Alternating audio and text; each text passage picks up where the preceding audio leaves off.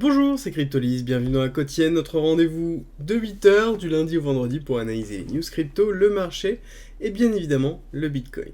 On commence tout de suite avec les nouvelles avec un test sur la décentralisation, et oui, parce que le gouvernement américain a décidé de bannir le mixeur Tornado Cash. Alors, je n'entrerai pas dans la réflexion est-ce que c'est bien ou mauvais.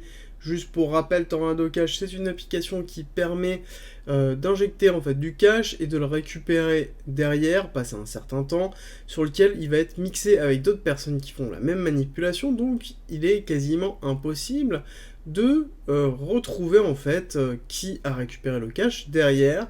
Donc c'est utilisé énormément lors des hacks et il y a eu quand même 7 milliards en blanchiment qui sont passés par cette plateforme décentralisée qui permet justement d'effacer les traces de transactions.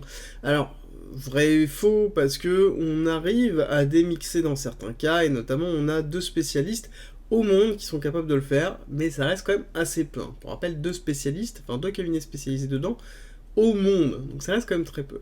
Néanmoins, les États-Unis ont décidé de bannir le Tornado Cash, et du coup on va pouvoir voir réellement ce qui va se passer. Alors on le sait déjà parce qu'il y a déjà eu des tentatives de suppression comme ça, le code est redéployé sous une autre appellation et déplacé. Néanmoins, ce qui est intéressant, c'est que derrière nous avons USDC qui a blacklisté tous les Tornado Cash contracts, donc qui directement bloqué tous les contrats liés à Tornado Cash, et à côté nous avons GitHub qui suspend justement le compte du fondateur de Tornado Cash qui est Roman Semenovs, et voir exactement comment ça se passait, mais bon, je pense que l'impact va être quand même minime. On va avoir une nouvelle plateforme qui va apparaître avec les mêmes fonctionnalités. Le seul moyen d'empêcher que ça fonctionne, ce n'est pas en les bannissant, même si c'est un acte purement politique, mais ça va être en offrant les possibilités de pouvoir démixer justement ces transactions. C'est compliqué, très compliqué, mais c'est essentiel pour avoir une transparence et justement casser cette image que justement la crypto-monnaie sert au blanchiment d'argent, parce qu'il est évident que les différents hacks sont aussi récurrents, parce qu'il est facile à travers les mixeurs de pouvoir ressortir, et c'est très compliqué de pouvoir retrouver les personnes. C'est pour ça que généralement ça se passe plusieurs années par la suite, comme on a pu voir avec les différentes arrestations qui ont été effectuées sur les blanchisseurs de BTC. Donc ce n'est pas les personnes qui ont fait les hacks, mais uniquement les personnes qui ont blanchi la monnaie après derrière. Donc ça, c'est encore à part. Alors, on va continuer dans les nouvelles avec encore une autre news qui nous montre que la CeFi pose problème et qu'on a encore des répercussions, alors qui sont quand même bien moindres, avec Hodlnut qui suspend justement ses dépôts et ses retraits, et justement à cause du marché. Bon, clairement, c'est l'impact qu'ils ont sur ce qui s'est passé avec 3 ici et globalement l'ensemble de la gestion qui a été effectuée dessus. Donc on le savait qu'on allait avoir encore des petits reliquats qui sont en train d'arriver. C'est pour ça qu'il faut impérativement sécuriser vos fonds actuellement sur des endroits sur lesquels voilà, vous êtes sûr qu'il y a la liquidité. Si vous voulez impérativement des exchanges, il y en a 3 qui sont plutôt bons là-dessus. On a Binance, FTX et personnellement moi j'utilise aussi Bybit. Ça reste très opaque, mais on sait qu'il y a de la liquidité derrière à travers les actions qu'ils effectuent et les investissements qu'ils font dans justement dans cette période de bear market.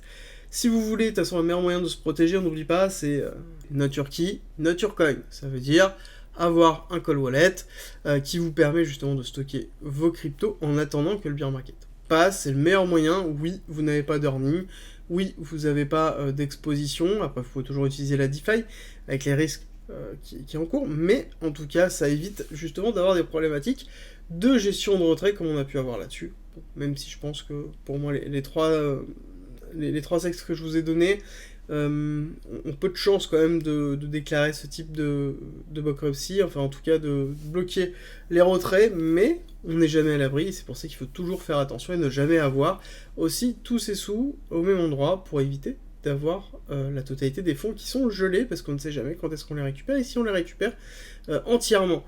À côté, je vous avais parlé des NFT de Tiffany par rapport à CryptoPunk, où ils avaient lancé des NFT contre des bijoux qui valaient 50 000 $.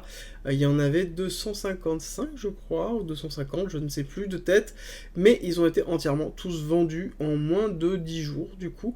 Donc ça prouve que ça marche bien, ce type d'action. Après, on vise une communauté particulière, le NFT était plutôt bien fait, les bijoux aussi, donc on avait quand même une cohérence de l'ensemble, et c'était une très belle action de Tiffany, justement, sur son arrivée dans le Web3.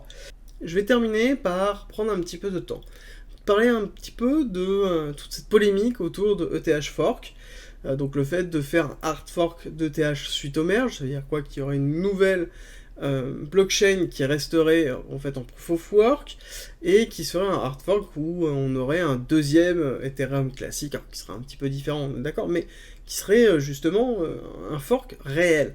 Alors cette idée-là a été lancée notamment par un crypto-mineur et investisseur, Chandler Guo, qui est relativement connu dans le domaine de l'ETH, à travers notamment son premier fork de TH classique, donc Ethereum classique, donc il est présent depuis très longtemps. Globalement, lui, il pousse vraiment pour garder en fait son activité de mineur, et donc de créer un hard fork qui resterait proof of work. Alors là-dessus, c'est la notion de segmentation de hard fork, on l'a déjà bien vu dans le passé, généralement c'est le main qui reste et qui restera toujours très fort, pour plusieurs raisons. C'est que les personnes investissent dans l'Ethereum, non pas parce que c'est proof of work, mais vraiment pour les fonctionnalités, pour ce que Ethereum propose en termes de fonctionnalités. Alors là, vous allez me dire, oui, bon, là, si on fait un hard fork, Ethereum Proof of Work gardera les fonctionnalités, oui, mais ne gardera pas les fonctionnalités qui vont arriver par la suite, parce que l'équipe de développement d'Ethereum, le vrai, le pur, sans parler d'hard fork, est juste phénoménal. La puissance de développement qu'ils ont est juste colossale. Tout ce qui est en train d'être mis en place est à travers The Merge. Si vous avez regardé ma vidéo sur The Merge, vous comprenez ce que je suis en train de vous expliquer. C'est-à-dire que, à l'heure actuelle, The Merge n'est que la première étape de tout ce qui va se passer par la suite. Donc, il n'y a aucun intérêt à avoir un hard fork à part, gagner un petit peu de temps et voir continuer à miner, mais est-ce que ça va rester réellement intéressant? Parce que il faut se dire, et ça, il faut vraiment, vraiment bien le comprendre, c'est que la valeur d'Ethereum, c'est que les gens utilisent Ethereum, utilisent les fonctionnalités d'Ethereum, investissent sur le futur d'Ethereum. Le futur d'Ethereum, c'est pas un hard fork qui a été décidé par un mineur à côté, non. Le futur d'Ethereum, il est porté par Vitalik, principalement, on va pas se leurrer, hein. C'est quelqu'un qui a une force monumentale pour justement incentiver les foules dans la mise en place de projets un peu fous. Voilà, c'est l'équipe de développement d'Ethereum, c'est les applications qui sont portées dessus. Quel est l'intérêt d'aller porter des applications sur Ethereum Proof of Work? À savoir que si le cours de ce hard fork chute, chose qui se fera classiquement, qu'est-ce qui va se passer? Globalement, il ne sera pas forcément intéressant de miner, donc il y aura moins de mineurs, pour que ça redevienne intéressant à miner, pour qu'il reste quand même des mineurs, donc du coup on aura une décentralisation qui sera juste bien moindre que la décentralisation d'Ethereum à l'heure actuelle, et donc on se retrouvera sur quelque chose qui est caduque. Et donc là, il faut vraiment faire très attention, et que je trouve qu'on en parle beaucoup trop par rapport au poids que c'est en train de donner, et je pense que c'est un petit peu fait exprès, voilà, c'est comme d'habitude, il faut vraiment faire toujours très attention à la compréhension des informations, ne pas rester sur une information partielle, et surtout faire un complément de recherche. N'hésitez pas à lancer la discussion dans le Discord, c'est avec plaisir que j'interagirai dessus, donc n'hésitez pas à me taguer sur le Discord sur ce type de discussion. C'est terminé pour les nouvelles, on va attaquer la partie technique. Petit rappel, à la fin de cette vidéo, je vous ai fait justement une vidéo sur le Discord de présentation. Discord qui est très important pour la communauté parce qu'il y a tous les guides, il y a toutes les discussions, il y a tous les sondages qui sont effectués là-bas, il y a toutes les nouveautés de la communauté qui se trouvent là-bas. Il va y avoir notamment les crypto-olympiades qui vont être lancées, qui permettent de gagner par exemple des heures de coaching, qui permettent de gagner plein de choses, donc n'hésitez pas à venir. Et globalement, il y a tout pour apprendre la blockchain, la crypto-monnaie, le trading, l'investissement. Donc n'hésitez pas à nous rejoindre. Et si vous voulez plus d'informations, à la fin de cette vidéo, il y a la vidéo de présentation et je vous laisse en commentaire en description un lien pour rejoindre le Discord. On a terminé la partie. C'est bon.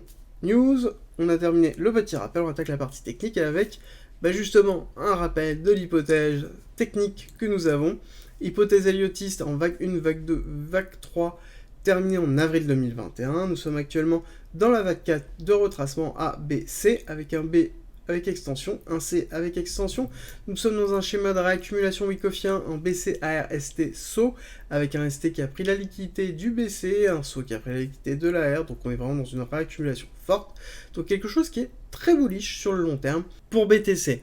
Alors, ce qui est intéressant, c'est que nous avons atteint quand même des objectifs très forts au niveau de cette vague 4, avec le 382, l'order block qui se trouve ici, où on a des compléments d'objectifs qui se trouvent notamment dans les 10 000 avec un gros order block qui a été une petite accumulation qui a donné le mouvement d'accélération ici, mais qui se trouve bien au-dessus, bien en dessous de ce top de la 1, et on n'oublie pas que si la 4 dans des vagues d'impulsion héliotistes casse la 1, à ce moment-là nous nous retrouvons justement dans une invalidation de la schématique, et donc on aurait quelque chose de faux et de caduque. À ce moment, on partirait sur les autres hypothèses que je vous ai déjà présentées, avec une fin de C globalement, ou une fin de A au choix, avec une schématique héliotique qui est en train de se terminer, qui correspondrait notamment au halving qui arrive, et dont je vous ai déjà présenté dans les vidéos hebdomadaires. Alors, on va zoomer un petit peu là-dessus, pour faire un petit rappel là-dessus, sur cet arrêt de tendance baissière qui s'est effectué avec une mise en place d'une accumulation en PSI, SC, AR, ST, et derrière, nous avons la mise en place d'un cric haussier, donc canal de création de liquidité, sur lequel on est en train de taper les liquidités du haut, mais on est en train de créer aussi des liquidités en bas. Alors ce qui est intéressant, c'est que depuis qu'on a cassé cette liquidité supérieure, je vous ai parlé notamment d'une notion de shift, que les liquidités étaient en train de changer. Les patterns étaient vraiment en train de changer, c'est-à-dire qu'on avait très peu de personnes qui étaient en train de shorter ce marché, avec beaucoup de personnes qui étaient en long, des personnes en long avec beaucoup de leviers, avec des leviers qui allaient, des clusters de liquidation qui allaient jusqu'à 10 000 globalement. Toute cette partie-là n'existe plus. Là, à l'heure actuelle, la dernière liquidation se trouve principalement un petit peu en dessous de 15 500, quelque chose comme ça. Donc on a, toute cette partie-là ont pris leur profit, il n'y a plus de clusters de liquidité à cet endroit-là, et globalement les clusters de liquidité se trouvent principalement du coup de 16 000 à 21 000. On en a un petit qui se trouve globalement en 23 000, ça on va en discuter tout à l'heure, mais ce qui est intéressant, c'est qu'on retrouve ici de moins en moins de personnes qui appuient en longue, quand même majoritairement, et quand même pas mal de personnes qui appuient en short pour aller chercher justement plus bas, chercher le bas de canal avec peut-être un retest USC, ce qui est en même temps logique, généralement dans une accumulation de week-off, on n'oublie pas, le principe c'est de créer de la liquidité, d'aller récupérer cette liquidité. Là on a le selling climax, on a la liquidité, ce que l'on peut attendre, normalement c'est un STB, donc une cassure baissière pour aller prendre ce point-là pour ensuite avoir une réaction haussière. Alors est-ce qu'on va descendre très bas jusqu'à 15 000? Peut-être, mais en tout cas on pourrait attendre quelque chose comme ça. Bon, pour l'instant on n'y est pas du tout, et le chiffre de liquidité entraîne beaucoup de choses, entraîne le fait qu'on a une mise en place d'un marché un petit peu particulier, chose qu'on voit sur les altcoins, beaucoup sur les altcoins, et ça on en discutera après, on ira voir le total market qui se trouve ici là. Mais globalement on a quelque chose qui est en train de se shifter beaucoup, c'est-à-dire que on a de la liquidité de liquidation sur la supérieure, un order book en vente qui est non existant dans cette partie au-dessus de 25 000, on va pas se leurrer, il n'y a personne qui vend du BTC à cet endroit-là, et à côté par contre on a un order book ici qui est juste plein à craquer, jusqu'à 12 000, clairement, ici, c'est rempli d'ordres d'achat, donc forcément, il va falloir avoir une grosse pression baissière pour pouvoir avoir un BTC qui chute, c'est-à-dire qu'il va falloir vraiment casser, parce que même si on a des liquidations en longue, on sait que ça ne suffira pas par rapport à la volumétrie d'ordre d'achat qui se trouve là. Donc il va falloir vraiment et sacrément shorter le marché pour aller chercher les liquidités en dessous du SC. D'accord? Donc ça, c'est sûr et certain, il va falloir vraiment appuyer sur le champignon. Pour l'instant, je pense qu'on n'est pas encore là. On va le voir après tout à l'heure au niveau de l'order flow. Mais on a quand même une schématique qui est intéressante. Si on zoome un petit peu ce qui s'est passé ici, et là on voit qu'on a quand même quelque chose qui est assez parlant. Je vous avais donné des informations en vous disant que là on avait quand même des schématiques de divergence haussière, donc on a eu l'éclatement avec une recherche de ce niveau important qui est le niveau notamment laissé par le psy ici, donc qui est un niveau qui a été longuement travaillé, et on voit qu'on a touché, on est reparti. Alors ce qui est intéressant, c'est que on n'oublie pas, je vous avais donné plusieurs schématiques ici de Wyckoff sur lequel on avait potentiellement la mise en place ici d'un BCARST SO UT, d'accord, qui assure, là on est en train de retirer la partie haute. Est-ce que ceci est un retest ou est-ce que c'est préliminaire pour aller faire un UTAD? Donc deuxième accélération haussière pour valider une cassure qui nous entraînerait, selon Wyckoff, chercher le saut à minima et voir break après baissier, donc aller chercher potentiellement les 18 900. C'est possible. Pour l'instant, j'ai quand même des doutes. J'ai quand même des doutes pour plusieurs raisons. Et on va regarder après tout à l'heure. Mais globalement, la première, c'est que ici, on est en train de mettre en place clairement une divergence baissière qui est en train de se faire. Là, on a quand même un plus haut qui est monumental. On a un plus haut qui est arrivé à, je vais vous dire, 85,38. La dernière fois qu'on a fait ce plus haut là, c'était ici, c'était en mai. 30 mai, oula, c'est beaucoup plus haut, 30 mai c'est ici, et ben c'est la dernière fois où on était bien en haut de cette zone de travail du cours, où on a eu première cassure, réaccélération, retest, cassure, retest, chute, et donc là on a eu bien la chute de juin qui a été effectuée. Là on se retrouve quand même dans une schématique qui est assez proche, On a eu BCA, RST, SO, UT, ici, et là on pourrait être dans un retest de l'UT, avec une prise de liquidité ici, de cette zone-là, qui est très importante, et de cette petite mèche qui s'est trouvée ici, pour une continuité baissière. C'est un petit peu l'idée que j'ai là, même si j'ai quand même des petites difficultés à y croire, en tout cas sur une chute très forte. Je pense qu'on va casser break baissier là à l'heure actuelle pour plusieurs raisons. Alors c'est parce que nous avons beaucoup de liquidités en long qui sont créées ici dans cette zone des 23 000, donc en dessous ici des 23 500, jusqu'à globalement ce niveau-là, là, avec l'imbalance qui se trouve là, avec les 21 765 sur lequel on aura un break baissier jusqu'à ce niveau ici, d'accord? Donc potentiellement on pourra avoir un break baissier. Alors, est-ce que on irait faire une chute très forte si on garde l'essence même de Wyckoff en BCA, RST, SO, UT? Normalement, on devrait breaker en dessous du saut. Alors, c'est majoritairement le cas. Clairement, c'est majoritairement le cas d'aller casser le saut. Mais est-ce qu'on peut avoir une distribution sans casser le saut? Et bien, en l'occurrence, oui, on peut arriver à avoir une distribution sans casser le saut. Mais à ce moment-là, ce n'est plus une distribution. Ce serait un BC, ARST, saut, travail ici d'une zone inférieure, UT, UTAD, réaccumulation.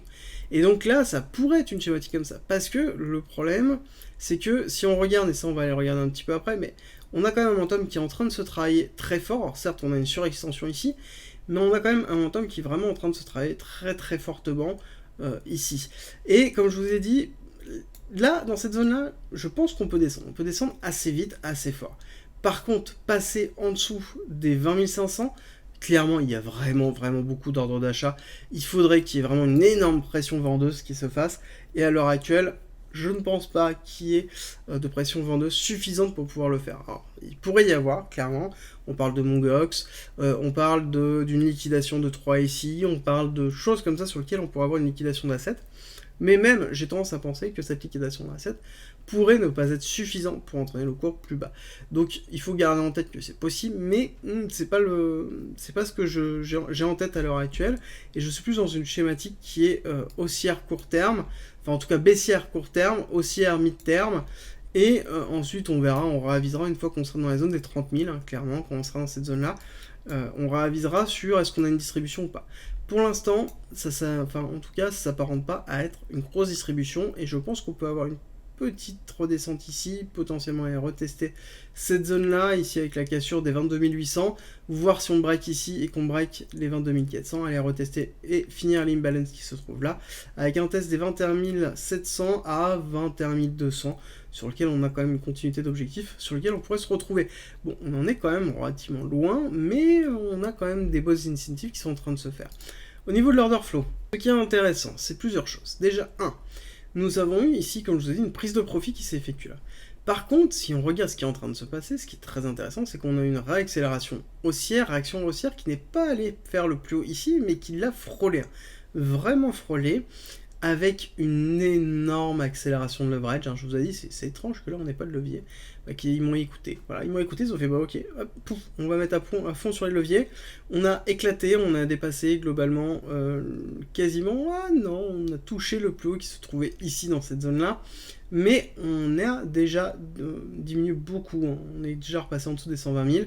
On est à 115 à peu près. C'est énorme, c'est juste énorme et colossal. On continue à travailler ça. Ce qui est intéressant, c'est qu'ici, on a une augmentation des shorts qui a été effectuée. Donc, est-ce que là, nous avons majoritairement des shorts ou des longues?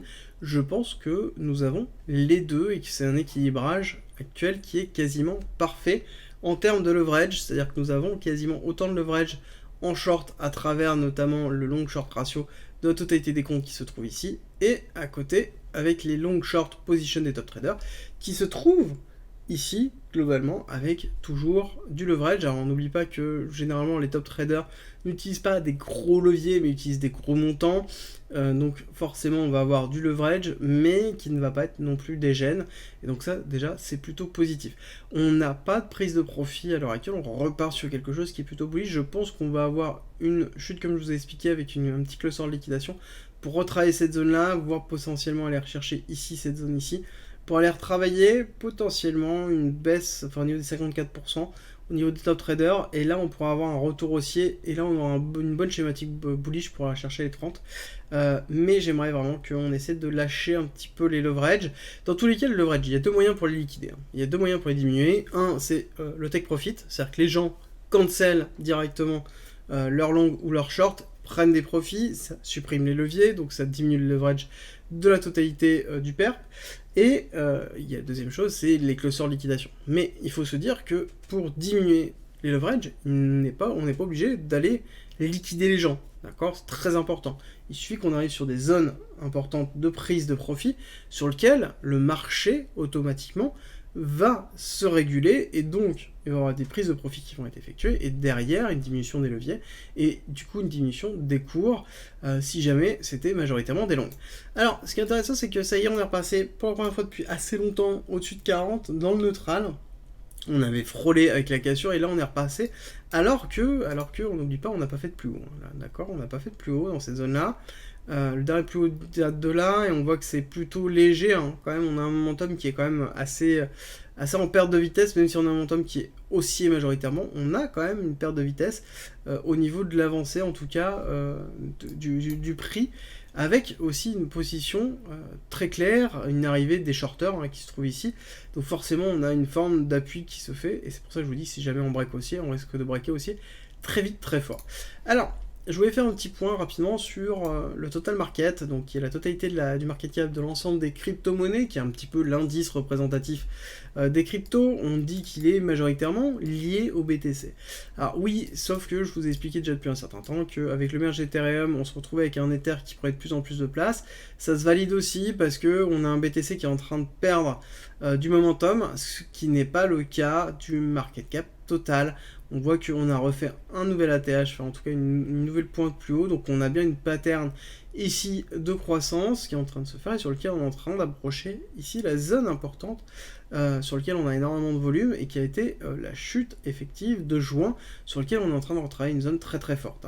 Donc là on est en train quand même de montrer qu'on est en train de pousser à la hausse, et on voit qu'on a un momentum qui est très construit et qui n'a pas de signe de divergence baissier là-dessus. Donc là c'est vraiment positif. Alors l'autre chose que je voulais vous montrer rapidement, c'est qu'on a une divergence baissière. C'est pour ça aussi, j'ai oublié de vous le dire ici, mais on a une divergence baissière qui se trouve là, sur lequel nous avons ici une accélération haussière, descente, réaccélération haussière. On n'a pas pris un nouveau top, donc là on est clairement dans une divergence baissière.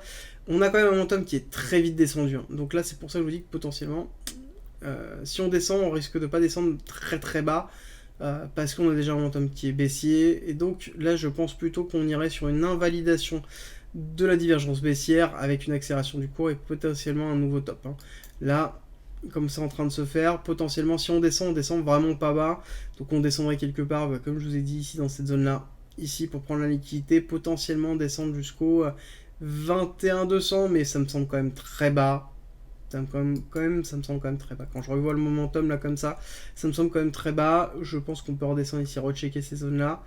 Ici 22 800, 22 400, et après repartir à la hausse, refaire un nouvel ATH, enfin en tout cas un nouveau top ici plus haut pour casser, et donc à ce moment là on casserait justement cette divergence baissière.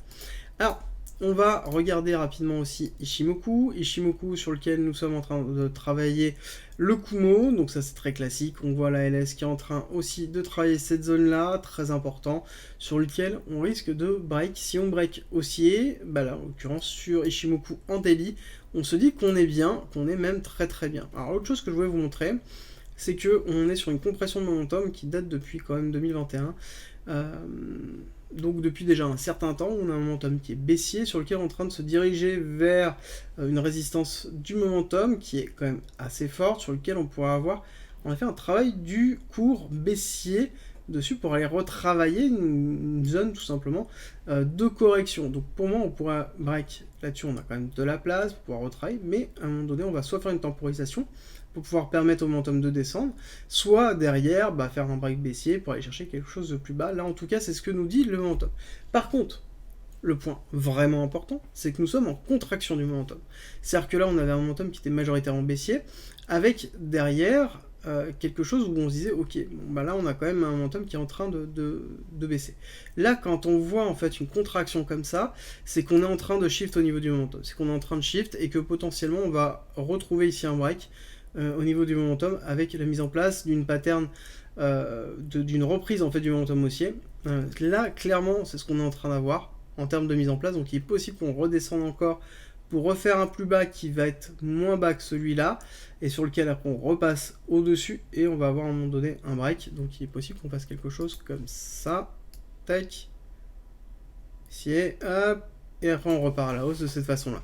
Là, c'est clairement, c'est des choses qu'on voit assez régulièrement, et sauf que là, c'est en daily, et donc c'est relativement fort en termes de pattern. On continue avec le Nasdaq. Le Nasdaq en lui-même, on a toujours eu ce break haussier, on est en train de travailler la zone supérieure, on est dans un momentum qui est toujours haussier aussi, donc pour l'instant, on n'a pas de signe de cassure réelle qui peut se faire. On n'a pas forcément de divergence à proprement parler, on a une petite divergence qui se trouve ici, sur ce top ici, mais c'est rien de très monumental, on est en 1 heure.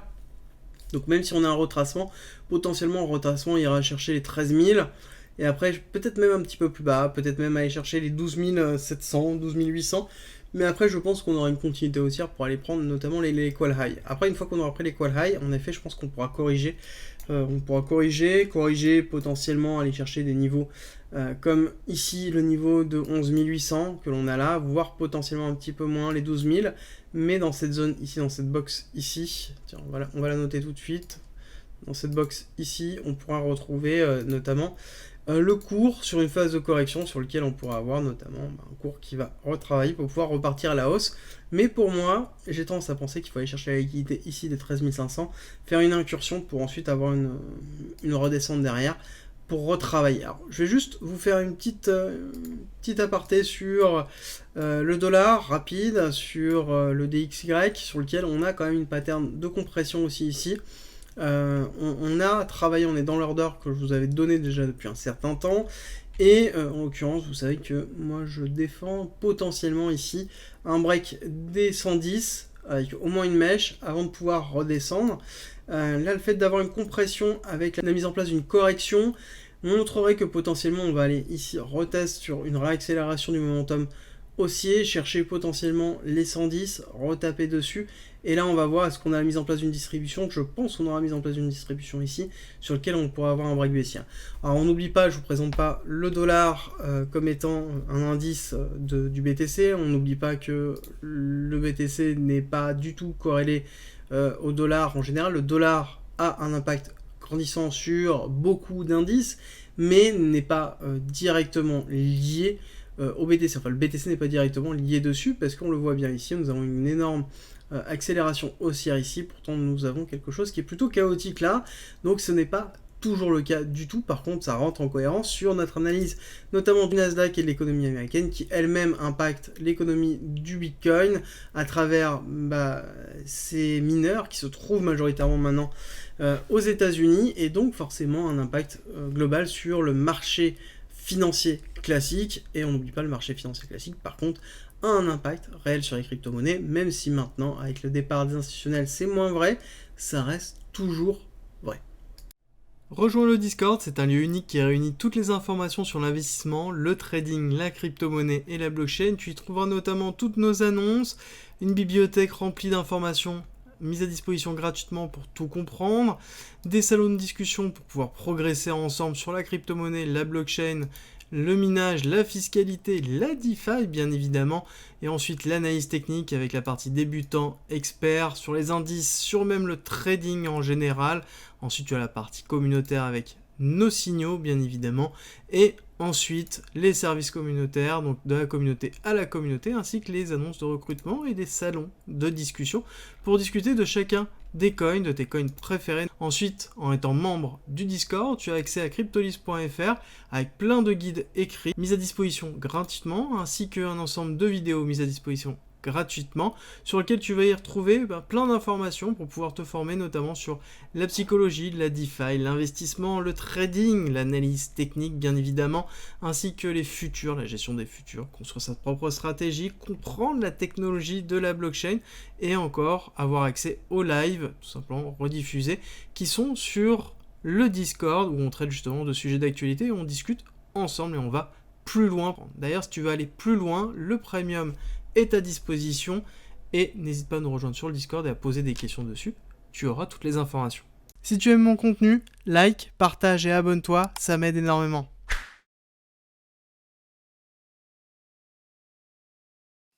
Merci d'être resté avec moi jusqu'au bout. Abonne-toi, partage si t'as aimé et rejoins-nous sur Discord. C'est avec plaisir qu'on t'accueillera. Et à très vite.